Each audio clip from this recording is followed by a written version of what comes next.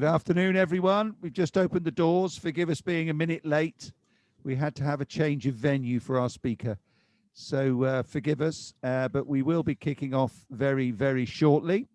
So just bear with us if you would.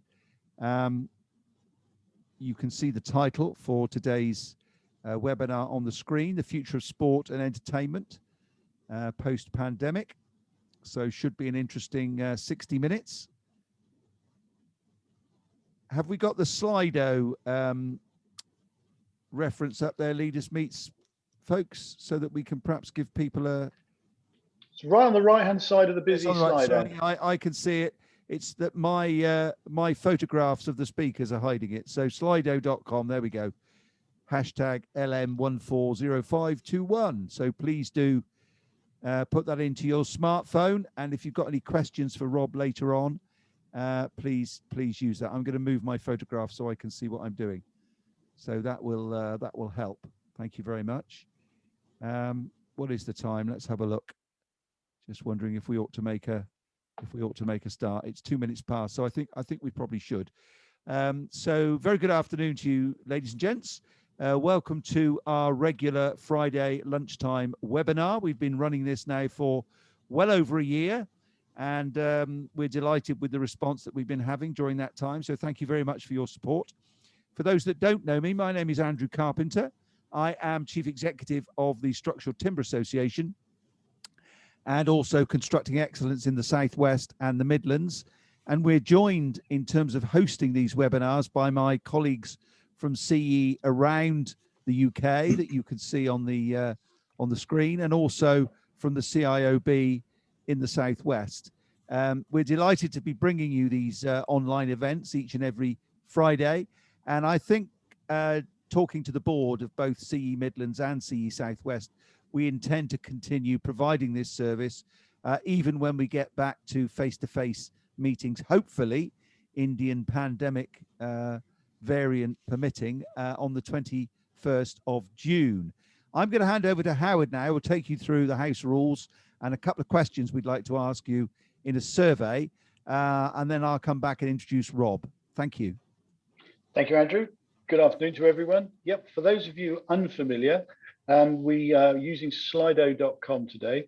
You can access Slido by either going to slido.com and entering today's code, which is LM140521, which is today's date. You'll find it on the screen, or by using the QR reader code. We're going to be using Slido in three ways. We're having a short poll in a minute, which I will take you through. Any questions and answers you have, you can put those into Slido for Rob. And thirdly, we will be looking to get feedback from you on how you felt today's event went and to see what we can improve for the future. So without much ado, I'm going to now ask Abraham if you can please put the poll up on the screen. And so there are three questions. If you've downloaded them, it's fairly easy to find. So the first question is, quite simply, if you wish to put it up, are you nervous about returning to live sport and entertainment venues? I see three people have already answered it. So I'm going to move on to the next question because you can be answering these as we go along. So the second question, if you are looking to return to venues, would you like to see the retention of mask wearing and social distancing? So a simple yes and no. And for the third question, if simple again, before the pandemic, were you a regular sport event goer? So we now have 6 responses to these, so we'll just let them roll through for a little bit longer whilst I hand over to Andrew, who will now introduce Rob. Over to you, Andrew. Many thanks. Thank you, Howard.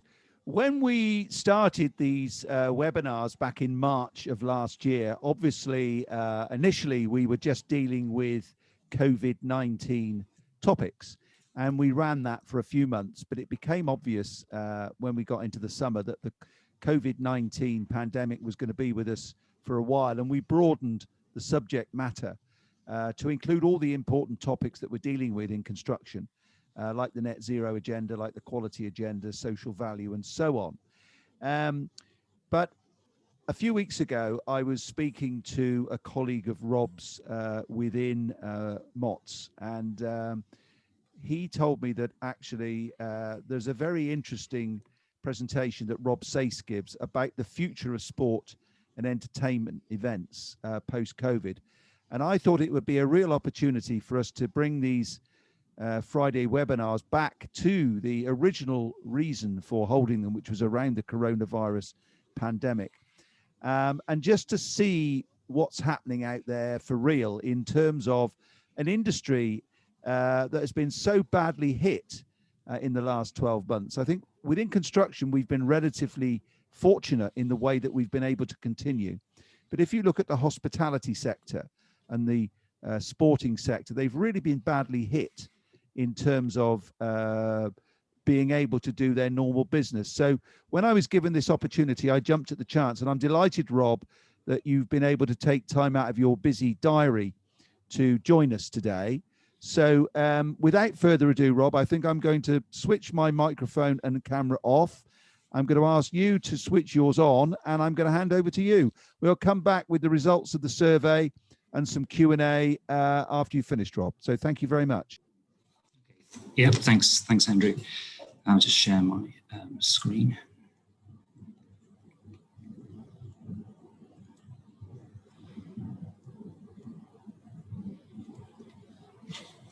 Great. Okay, so you should now see the screen up.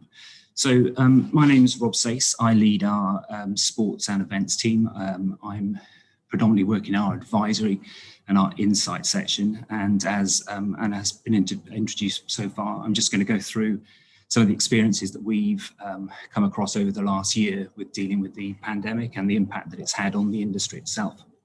As you're probably aware, and from what's been said previously, the sports and events sector has been hard hit, and really the results that we're already seeing back from surveys is that up to 70% of people are willing to come back to live sports and events, but as much as the other 30% just don't want to return. And that's mainly because people are concerned, they're worried about their safety and how safe it is to rejoin these kind of public events.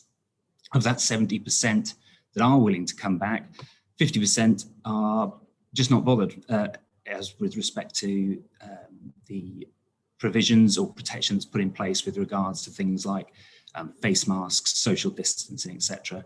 But the other 50% are very concerned about it, and provided that the right measures are in place, then they are willing to come back. And the interesting thing is that they're also then coming back and saying, well, I'd actually take on hospitality space or somewhere that offers me more space so that I can feel safer. So just to touch on some numbers, a lot of this has been put out to the industry, has been put out and is available online, but the UK music industry, for example, has been hit to the tune of $3 billion by the pandemic, with the inability to bring people into indoor events and indoor arenas. And clearly that's the one area that has been impacted the most, as opposed to outside arenas or events. The global sports industry has been impacted by an estimated $61 billion. So that's across all sports without the ability to bring fans into stadiums. And the key thing for stadiums is the amount of money that they take in revenue from their day-to-day match day performances in concessions and merchandise, as well as the ticketing values. And a lot of that money goes to paying to keep those clubs alive. A lot of the money and the riches that you see that are advertised around sports tend to go straight through the clubs and straight to the players, as they tend to hold the largest rights. Some good news, or some analysis that has been done. This shows a change in, well, I say a change, this shows the data that was put together with regards to the expectation for live events. And you can see that obviously there's been a huge dip due to COVID, but the projected response is strong. And you're seeing that already with demand for events that are now coming back online. People are dead keen to get back, be in a live environment, be in a social environment. So generally the industry feels this will come back. It's just how do we manage it and how do we get the most revenue back out of it to help these clubs and stadiums recover. But there is kind of good news, definitely good news on the horizon. This is taken earlier this year. This was an event in Queensland, in Brisbane. The State of Origin match was run to 100% capacity. No face masks, no social distancing. So there is a future in sports, and we can be confident about that. And also, you'd have seen in the press that the Brit Awards was held just earlier this week. Indoor venue, 4,000 people. Again, no social distancing and no masks. So at McDonald, we're lucky to have healthcare specialists, and from those healthcare specialist team, we have epidemiologists that have been helping us to understand some of these issues. So I'm just going to touch on a couple of slides with regards to the epidemiologists' side. And I think probably to capture quite quickly their position, they're obviously a lot more pessimistic about the future and how we manage the future around the coronavirus. But generally are in agreement with the government's use of data to try and deal with the opening up of venues both outside and inside. So we're all fairly familiar with this roadmap, and from Monday we would expect to see some of these venues starting to open up again, and then in June the full opening up of venues. So when we talk about pandemic resilience, there are three areas that we look at.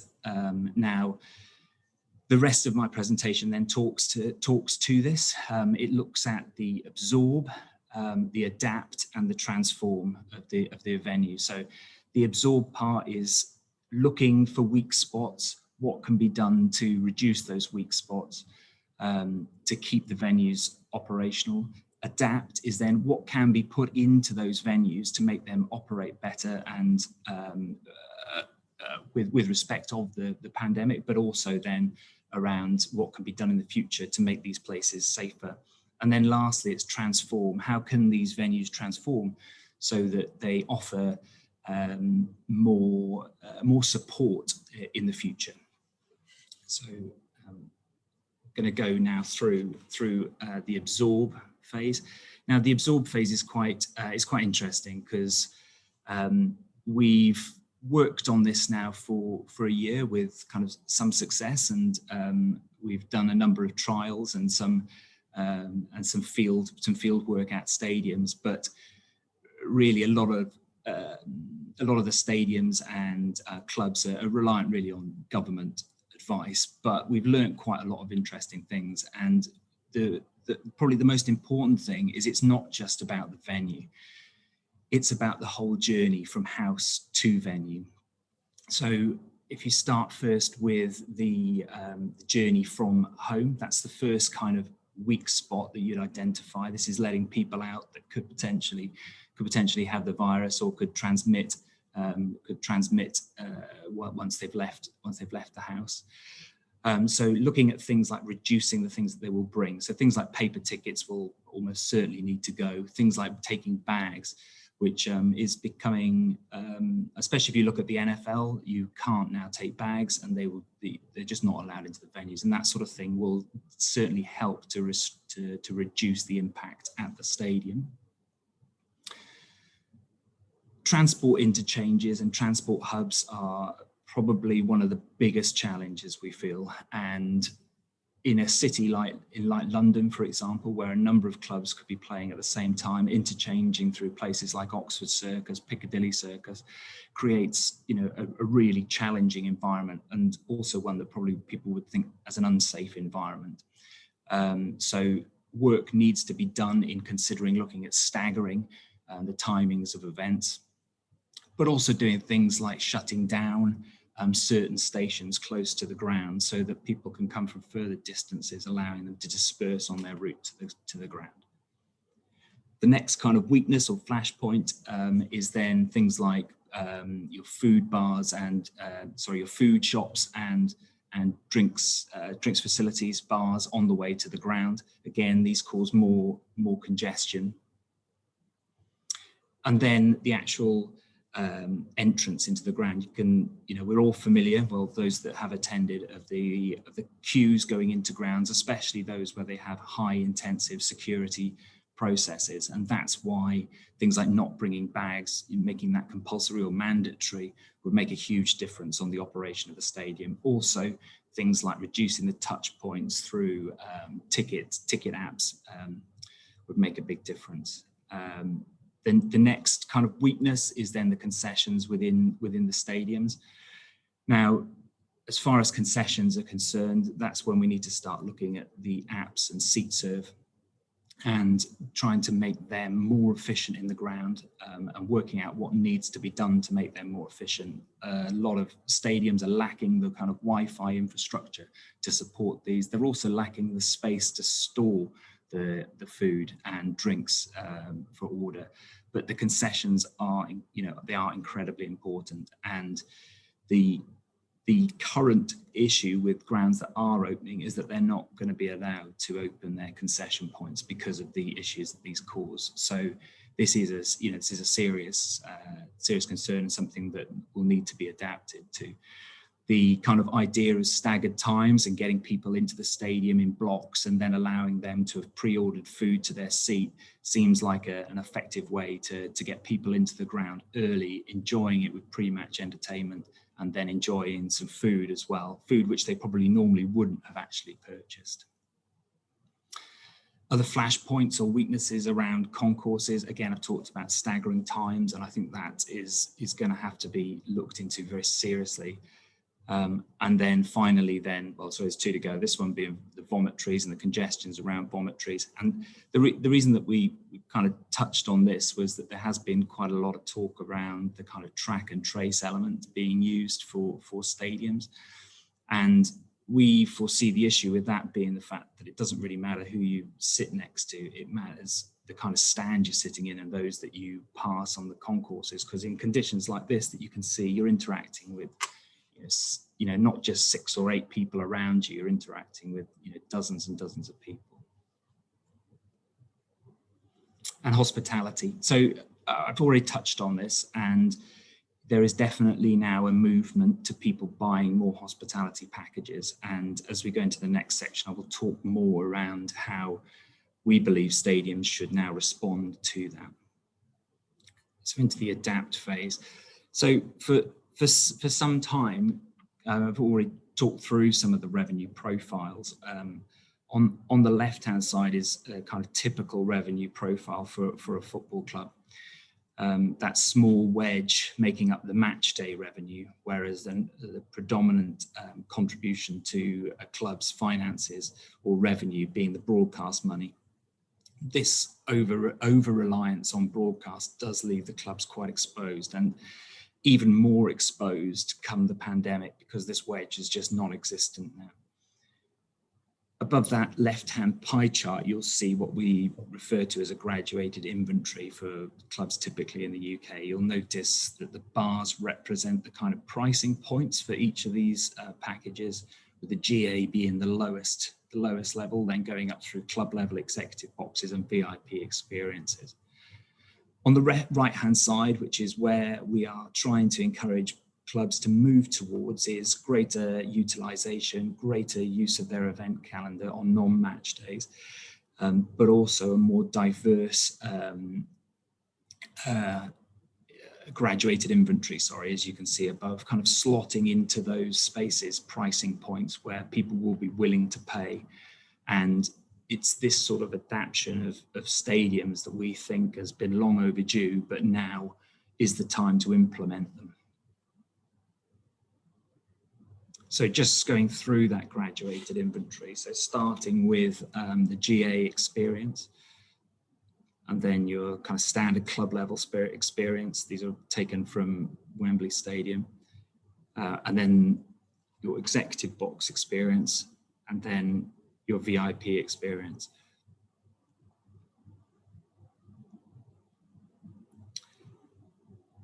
What we're working with clubs to do is to try and encourage more activation of different tickets and more products, and certainly things like adding things like GA Plus experiences, we believe will make a big difference, creating extra space around grounds and also inside stadiums to generate more revenue in safer environments.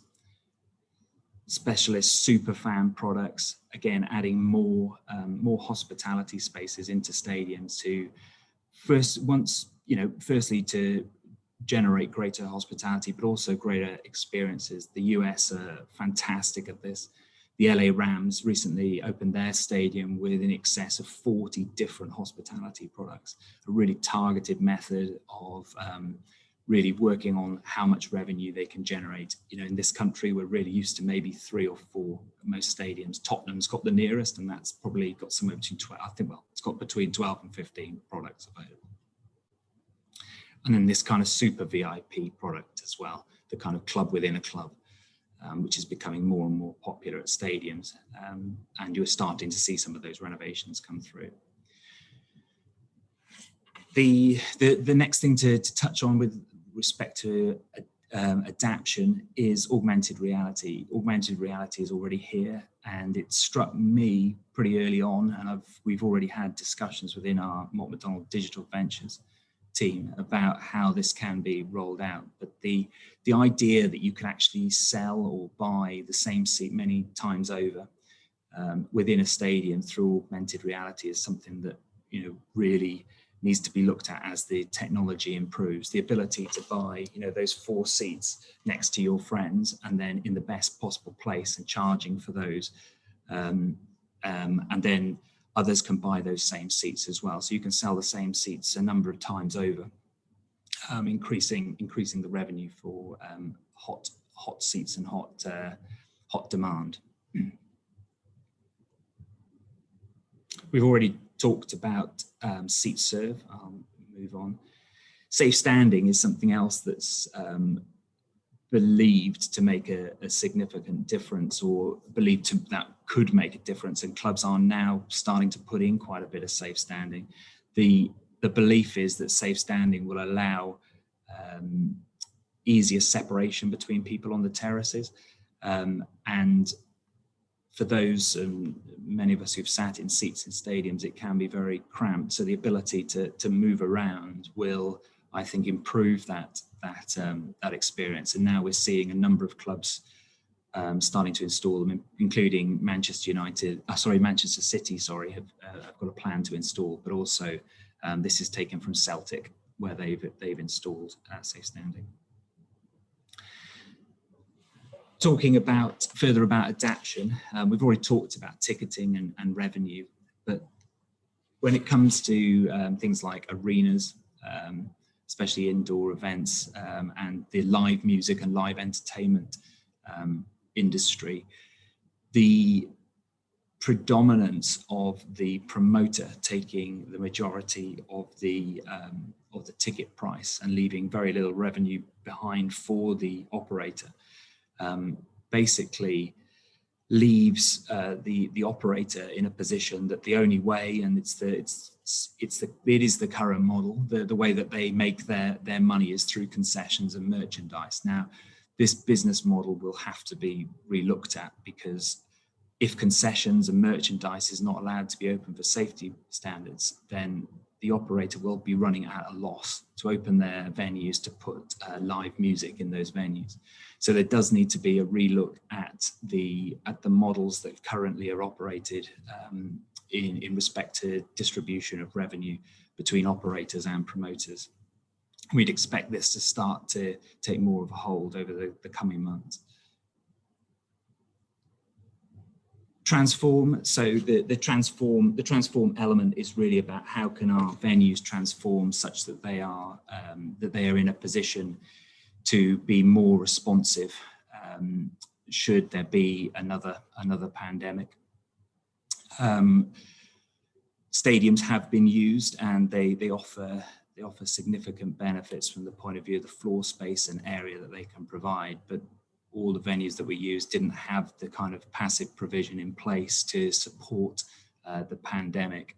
So we're now looking and talking to stadiums about providing services permanently in a plug and play manner, such that should this sort of thing happen again, they can be activated in a quick and efficient manner. So the last point, really with respect to this presentation, really is that there's a lot of thought that has already gone into where the weaknesses are in stadiums and where the opportunities to improve and to absorb the issues with respect to the pandemic. There's a number of adaptations that we feel can be made to stadiums to make them feel safer, but also to help them generate more revenue. But the key is behavior. So we undertook, with Restrata's technology that was used predominantly at the start of the pandemic, and they were responsible for things like supporting the ECB in their bio bubbles during the test matches last summer, where they were tagging individual people and they were able to tell, make sure that they were keeping 2 meters apart, they weren't in rooms they weren't allowed to be in, etc., following those rules around Emirates Old Trafford. And that technology they then brought across into the live environment for test events. So we observed this with Restrata, who held the technology, and they undertook an event at the Oval, the Kia Oval in London. And we monitored 200 people that went into that venue. And it was quite interesting that people's behaviors, especially in those sorts of environments, and to add to it, the fact that it rained and the fact that people were able to buy alcohol quite quickly, as you can just about see on these screens, they started to flash red, and the red indicates that people are within 2 meters of each other. So from our early work, it became quite obvious that people weren't going to behave potentially in the way that they would need to be. So we needed to move towards a different solution. And that is why I think we're now seeing use of things like, or potential use of things like NHS vaccine passports, and looking at people coming into the events either pre-tested with proof of testing, or to be tested at the ground before they can come into the event. And for us, you've got to take away the responsibility of the venue owner and operator to marshal and control those behaviors within their stadium. It proved to be very difficult in this example, but I think it goes, it's not just in stadiums, I think it's in other examples of the importance of social distancing, and the difficulty in policing and marshalling that was really exposed in this example. So that was a bit of a whistle-stop tour through our kind of experiences and where we see the opportunities. Andrew, I'm happy to take any questions or to discuss more around the topic if people would like to raise any questions. Okay, Rob, thank you very much. That was a very, very interesting presentation, for which, on behalf of all of us, I thank you. So to those in the audience, if you would use Slido to pose any questions you have for Rob, or make any comments that you'd like to add to the debate. Rob, if I could ask you now to stop sharing your screen, and I'm going to ask my colleagues at Leaders Meets if they just put up the results of the survey that we asked earlier, just to get the ball rolling, so to speak. So are you nervous about returning to live sport and entertainment venues? We've had 8 respondents. So 2/3 are still nervous. That's interesting. 1/3 not so nervous, which is, it actually doesn't sort of correlate to your results, does it? Because yours was the other way around. It was, yes. Yeah. Now, what about the next question? So are you looking to return to venues? If you're looking to return to venues, would you like to see the retention of mask wearing and social distancing? So again, 2/3 have said they would, and 1/3, or round figures, have said that they wouldn't. So again, that probably, I think yours was about 50-50, wasn't it, on the once those had decided they were going to return. So yeah, that's correct. I think the people in our audience are maybe a little bit more nervous than your surveyed group. And what was the third question result then, please? before the pandemic, were you a regular sport event goer? And again, it's almost the same response. About 2/3 were regular sport or event goers, and a third weren't. Now then, I'm going to ask you, ladies and gents, now to pose your questions, because at the moment I'm looking at Slido and I haven't got any. So I'm going to start the ball rolling, Rob, if I may. I'm one of those people that if I'd answered this question, I'm a regular sport and event goer. I am a season ticket holder at Southampton Football Club, and I'm delighted to say that I'm one of the spectators that are being allowed back to the final home game of the season on Tuesday next. We're playing Leeds United at 6 o'clock, and I'm making it a very special event with drinks beforehand and a meal afterwards. So you can see where I'm coming from. I'm also a season ticket holder at Somerset Cricket, and I'm looking forward to going back there in June. And my real passion is theatre. And I'm hoping to get back to see some theatrical events in the not too distant future. And so my question, just to get the ball rolling, is around those internal events, because most of what you talked about was sporting stadia, which in the main is outside. Where do you see this going with the internal sporting and theatrical events? How can you tell us a little bit more about what you've witnessed in that arena? Yeah, so I think, the key is ventilation, and a lot of certainly offices have gone down the route of updating their ventilation to deal with the issues around the pandemic. From what we have seen, venues are finding this incredibly expensive and are kind of reluctant to go down the route of updating their ventilation systems. So I have to say, I think that it is going to be similar to what I was saying about in outside venues, that I think we are going to be moving towards proof of whether or not you are carrying coronavirus. So it's going to be things like passports or a proof or a test prior to the event. Logistically challenging, because we've talked to event owners about whether this could actually feasibly be done. Can you hold people in a marquee outside a theatre while they get tested, and then wait for the result? And then when we find out, Andrew, that you've failed, we've got to send you home. That's going to be very challenging to deal with. So I have had both my jabs, Rob. I'm that old. I've had my first one, so I'm catching up, Andrew. So I'm not that far behind your hope. So yeah, I think that's where it's going. We have I have just remembered that certainly one smaller venue that we've talked to has actually looked at modifying their ventilation, because they are desperate, and they, without it, they can't get people back in. And we have seen generally from stadiums and event arenas, they have been slightly slow to adapt, and mainly because of the uncertainty from government advice. And that's not necessarily a criticism of government advice. A lot of things have changed over a period of time, but it has, more and more, these venues will have to rely on what the government allow them to do. I'm chairman as a hobby. I'm chairman of an amateur musical theatre group in Bristol. We perform at the Bristol Hippodrome, which is a 2,000-seater venue. And, they've made it quite clear to us that they really can't afford to open until they get the opportunity of 100% houses. That's a fact of life for these major theatrical venues.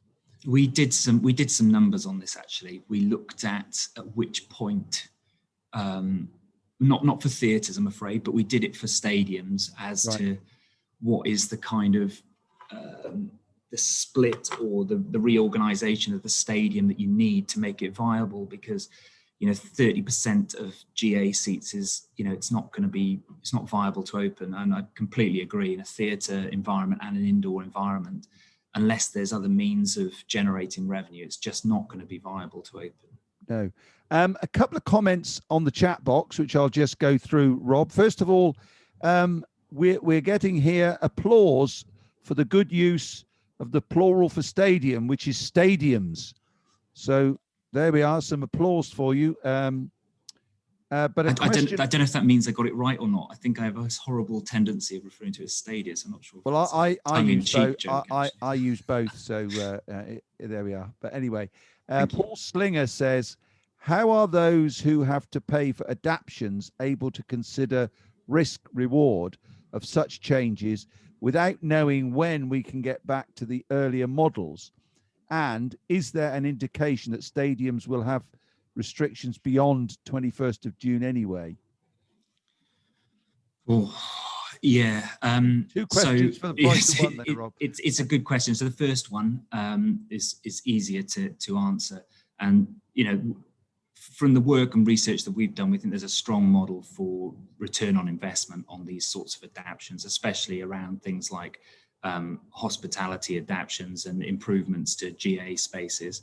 There is some strong evidence around the return on investments. We have run a few models on this, and we have undertaken some market research on it. So that's really where I suppose that's really the answer to the first question. The second question, yeah, I mean that is the major risk that the stadiums are unfortunately having to deal with. One operator that we talked to operates a basketball arena, and their season ends quite soon, actually, I think, but they certainly won't benefit from any of the summer events.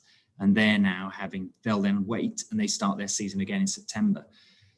Statistics and what we're looking at now and the predictions seem to suggest that we'll be back in another lockdown potentially. I shouldn't, sorry. It's not my. That's, you know, from what we see, it looks like we may well be back in another lockdown again later this year. So his venue will again be hit. So he will miss that sort of sweet spot of the summer, which is why we've then started talking to him about changing, if there's what he can do to change his event calendar, and whether there's an argument to say to British Basketball that they move their events to the summer to try and capture some of that target audience so that they can benefit. But yeah, I mean, I would tend to agree that a lot of this will depend on taking the risk on the fact that this will all come back in the long term. Yeah, unfortunately, some of the news we've had in the last 24, 48 hours regarding the Indian variant is not good, is it? We've seen good, no, Bolton, Blackburn, and I think Glasgow's the latest to show significant increases. It's a challenging presentation, this, because week to week, the kind of the messages. It's a moving feast, Rob, a moving feast. Indeed, yeah. We've got a couple of questions up on the screen, one from Richard, which I think you may have answered actually, but using the current data, what physical arrangements would you expect to see in an indoor venue like a theatre? I think that's probably similar to the question I asked earlier, but I don't know anything you wish to add. No, I mean, it is predominantly ventilation for those venues. Okay, thank you. Sorry, Richard, I stole your thunder there. And then the second question then we have on screen before I bring Howard in, because I know he's got a question. So Jonathan asks, how do you see the challenge for smaller venues? These venues don't have the resources available as do large venues. Will the deployment of solutions be different? Yes, they will have to be different. Yeah.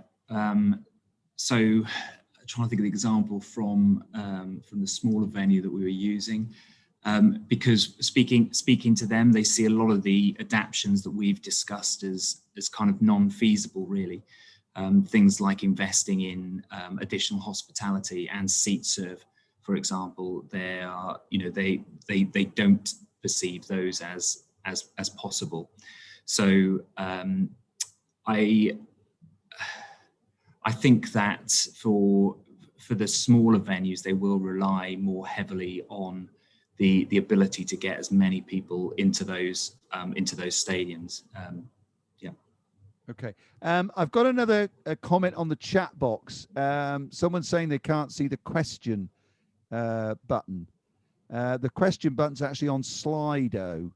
So for the person that said they can't, so you need to go to the Slido for asking questions. But I'll give the question anyway. Can stadiums and venues introduce scheduling of sessions so that the usual crush at entries and exits can be avoided in future? And also avoiding the desperate halftime queues at food and drinks concessions seems very difficult. Stadiums is right, he says, or she says. It's okay. Again, I'll have to go back through my presentation to see what I called it. So,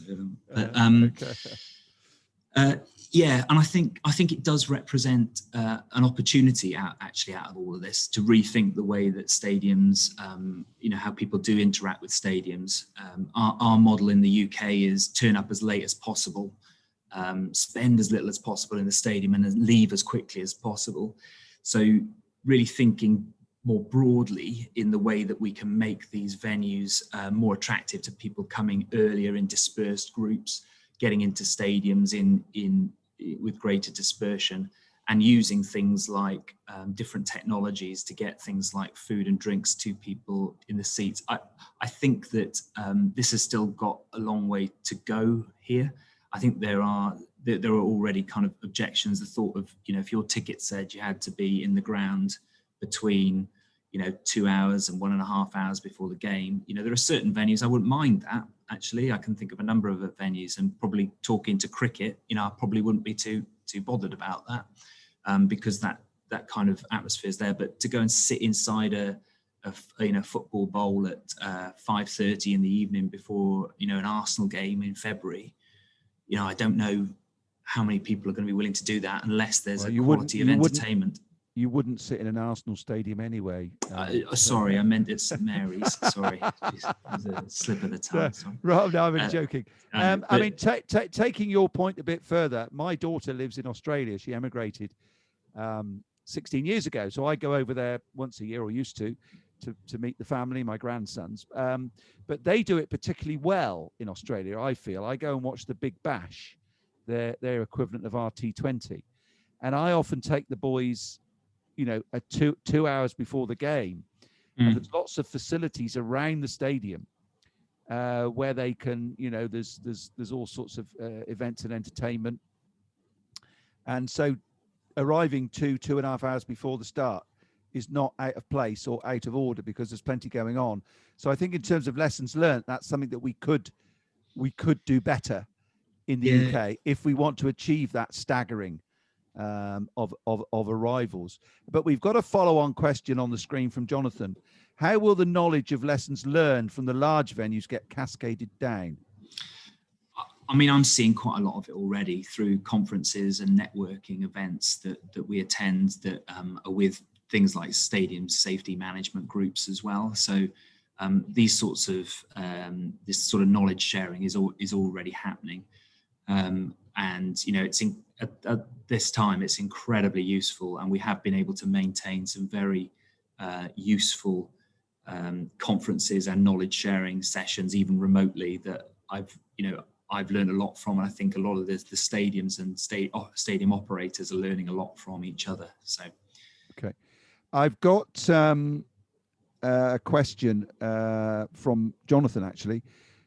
Regarding your contact details. Are you happy for your contact details to be shared with the people in the audience today? If so, could you jot them down in the chat box, Rob? Would that be possible? Yeah, I think so. In the meantime, I'm going to bring Howard into play, because I know he's got a question for you. Howard. Yeah. Hi, I'm a very keen supporter of a rugby club, a Premiership Rugby Club. Now, the club's business model was founded on essentially conference income and gate money, and obviously then the hospitality that it provides for matches through food. Now, as a season ticket holder, it was very difficult to get a season ticket up until this season, because a number of people, prices have had to go up. The club has also looked at investing, and it's got a half-built hotel. So its business model is broken. And there are a number of other senior rugby clubs saying the same thing. Do you think the government should continue to support sport, And similarly, high class events like the theatre where seat prices will have to go up? Or do you think we're just going to have to see some things go bust? That's a great question. I think for me, I've careful how I say this. I think it really does require clubs to really sharpen their thinking from a business side, and to really look at the way that their current business models are being operated. I've kind of touched on it in this presentation, but the focus has been in the wrong place for a number of clubs. I'm not saying actually in the example you're providing, Howard, I actually think that pre-pandemic that's it's a very strong business model, and it's something that we would have probably advocated, really, the diversity and providing additional revenue streams. And what I can say, it was the only club in the English Rugby Premiership to have made a profit in the last few years. So it was an extremely successful model. Yeah. And so should the government continue to support it? That's a tricky question for me. I think I would have to say absolutely for the preservation of my job. But I think the clubs could do more, and I think that's the challenge. I think that in certain models in certain industries in sport and live events, maybe with strong secondary markets, that there may well be an argument for charging people more, like you are seeing. And I think that there also needs to be, from fans, an acceptance of the fact that clubs are businesses, and they need to survive, and they can't subsidise their supporters with subsidised ticket costs. So I'm not sure I've necessarily answered your question. No, it's a very tricky question. But I mean, some sports like cricket, I mean, you take hardly any county cricket clubs make any money at all if it wasn't to come from test revenues that are ploughed back into to keep them going. Yeah, we did a piece with the ECB actually before the pandemic about this sort of thing, and they are more than any other sport at the hands of Sky Sports. And if Sky Sports decided, I think we've had enough of cricket, like first class counties would go under, because they rely so heavily on that income. So. And whatever you think about the 100, that was the ECB's opportunity to help a lot of counties and to help cricket. And unfortunately, they lost out on that last year. But hopefully, things will change this summer. Do you think that the Super League idea was basically for these clubs to actually look at their independent survival? It's a very selfish model and completely undermines grassroots football. But, when you look at it, survival is important. So should rugby go to a closed 14? People say that competitive sport, where there's up and downs, are important. But if you look at the Southern Hemisphere, the Super 14 rugby has been closed for years, and it's highly profitable and successful. And it leads to the 3 best international teams in the world. So firstly, on the rugby side, absolutely should go for non-relegation. I know that's going to upset some clubs, but I think for the future of the game, they should absolutely look at that, because the investment opportunities will probably double overnight. With if investors knew that their clubs were not going to get relegated and that they had a guarantee income stream, I think you'd see a step in, and I think it would certainly solve the issue that you were talking about, because a lot of these clubs are making between £1 and £2 million a year loss, and they're being topped up.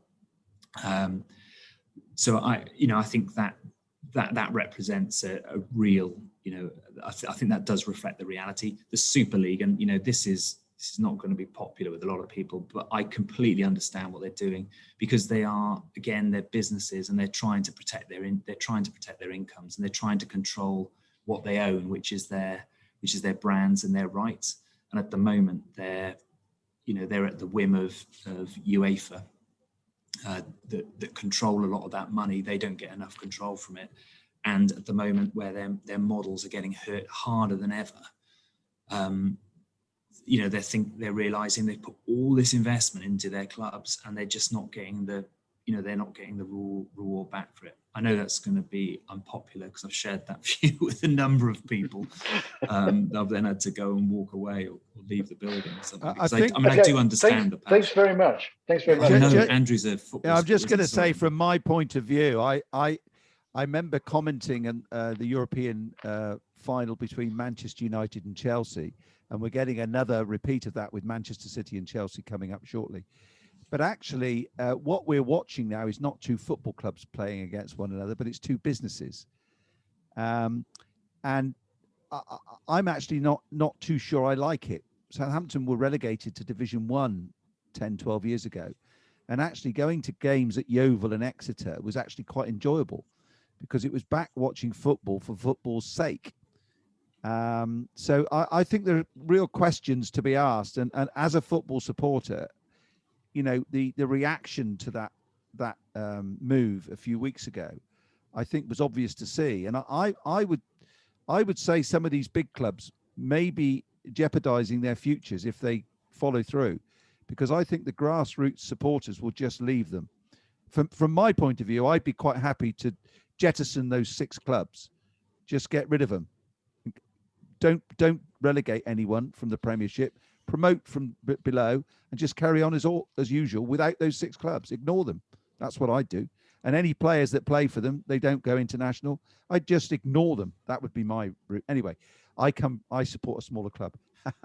I was going to ask you then, if Southampton were in one of those 6, would you leave Southampton and support Portsmouth instead? I wouldn't support Portsmouth, but I might go local and watch.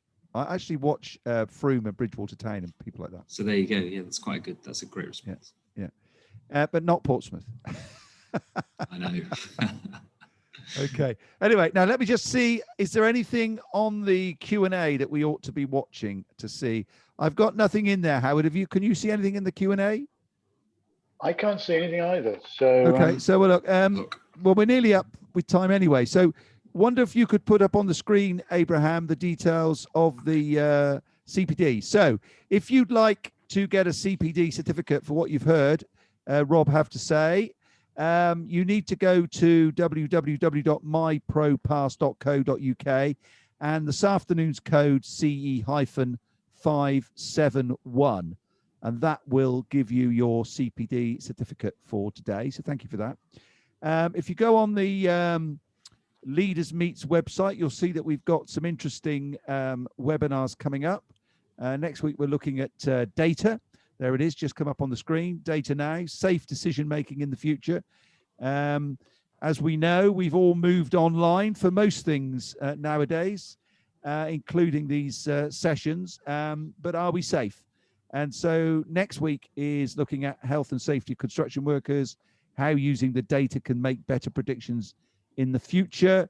So everything moving online, what does that mean for the health and safety of workers and so on?